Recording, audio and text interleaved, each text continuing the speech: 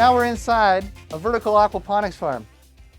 We grow microgreens in here, but we also grow some green onions and maybe some small plants in the aquaponics system. But what makes this system unique is that we have an automated watering system.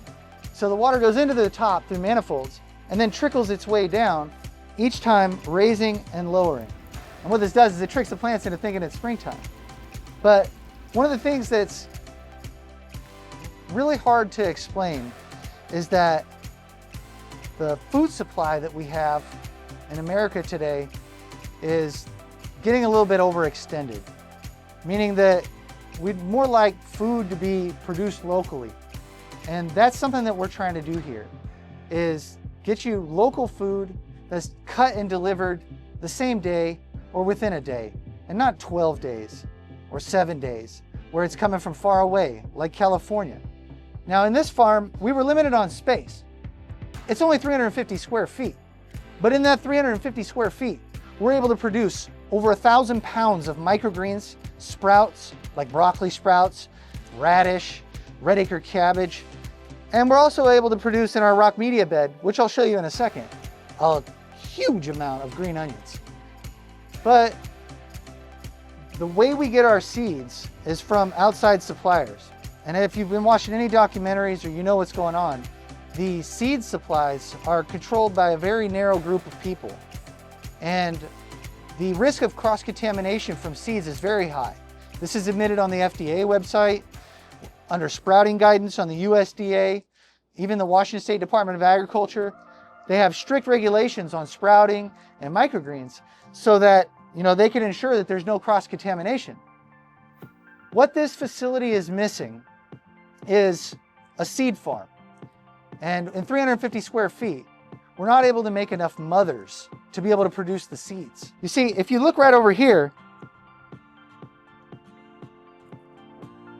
what we have is a soilless substrate called biostrate that allows us to grow the seeds without soil, thereby reducing the amount of cross-contamination that soil brings.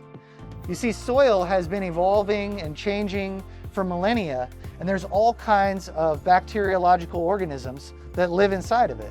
So we said, why not reduce the risk and take it out?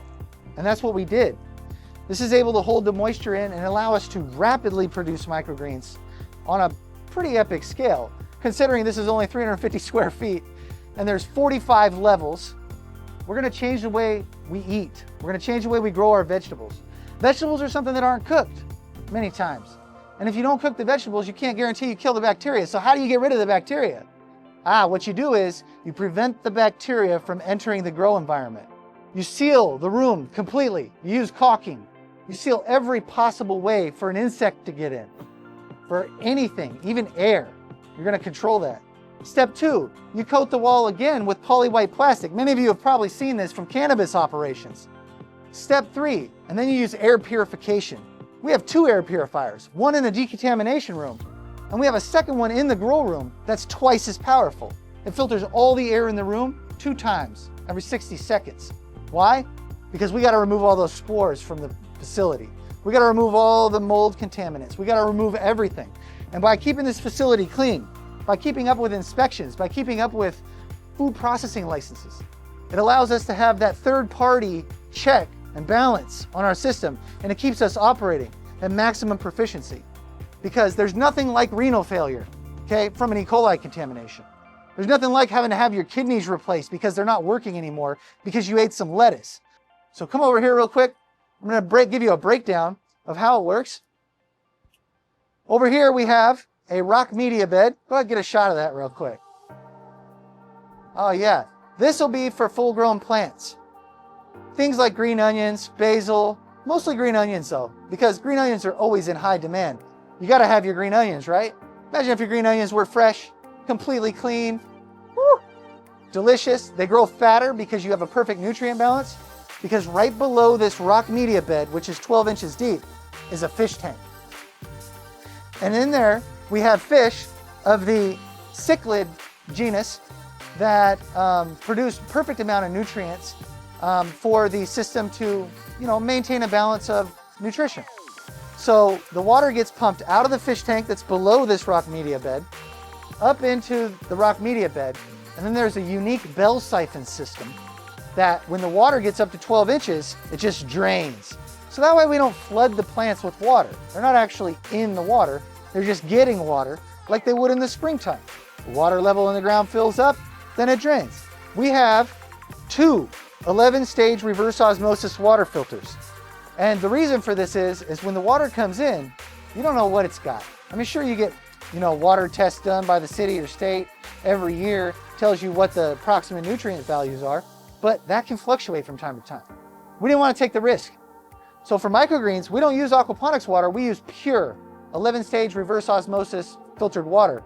And it also has UV sterilization for that extra step, just in case there might be viruses or viral bacteria that's in that water supply. That water gets pumped up to the top. If there's any spots that need extra watering, we do a hand watering because we care for the vegetables. And when they get that extra level of TLC, it pops just that much better. We also have air intakes that come from outside that constantly cycles fresh air in and out of the room. This air is filtered with HEPA filtration and dust rooms.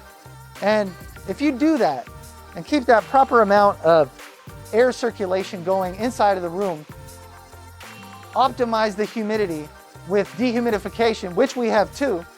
So even when it rains outside, we're able to keep that perfect humidity to prevent any possible mold from growing or anything like that from showing up in the facility. Even from our facility, for your own food safety, for your family's food safety, don't eat produce out of a bag. Wash it first. And it's very simple to do. All you have to do, wash your hands for 20 seconds in warm, hot water, switch it over to cold, rinse your vegetables out nice, and then dry them. You can use a salad spinner or whichever method, but food safety is number one here. And that's why we got our food processing license. In the state of Washington, you need to have a food processing license to be able to produce sprouts and microgreens that haven't formed their second true leaf yet. We wanted to get the certification because, it wants to hold us to a higher standard. And if you hold yourself to a higher standard, your food is going to be better, the people are going to be safer, and it's going to be more rich, more nutritious, and just healthier.